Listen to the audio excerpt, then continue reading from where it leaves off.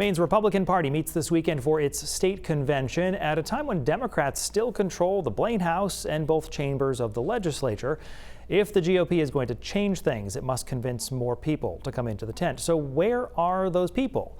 Well, of the more than 951,000 registered voters in the last election, 36% of them were registered Democrat, 30% Republican, and a full 29% not enrolled in any party. If Maine's GOP is going to attract any unenrolled voters, it needs to have a platform that not only appeals to people in that group, but also to its base.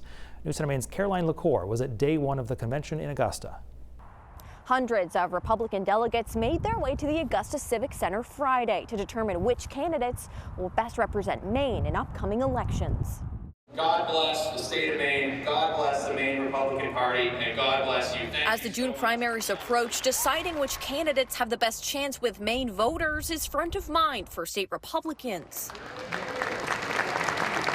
Delegates are reviewing a draft of the 2024 party platform, highlighting their priorities. Everything from lowering taxes and less government regulation to local control of education and support for policies that prohibit abortion. I understand the value of a well-trained military, and we are not there right now.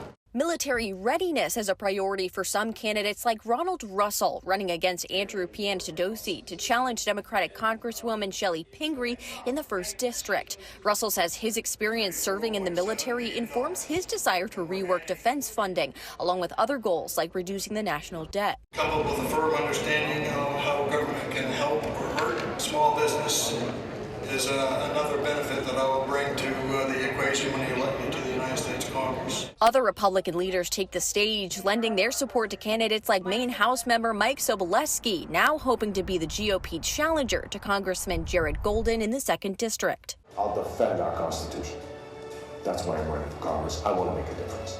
Sobolewski says securing American borders, pausing unnecessary federal spending, and restoring the rule of law are top priorities. We need people who can grasp the complexities of national public policy while having the toughness and grit to make conservative change happen. Before he can challenge Jared Golden, Sobolewski will have to beat fellow Republican state rep and former race car driver Austin Theriault, who has already been endorsed by several state lawmakers and former President Donald Trump. And I have no doubt our founding fathers are turning in their graves at the vision of the gun control agenda that Jared Golden is now pushing here in America. Along with fighting gun control efforts, Theriault says he wants a wall along the U.S. and Mexico border, more support for law enforcement, and to address inflation and rising prices. And that's how we're going to take back the state of Maine, take back the 2nd District, take back the White House, and take back our country.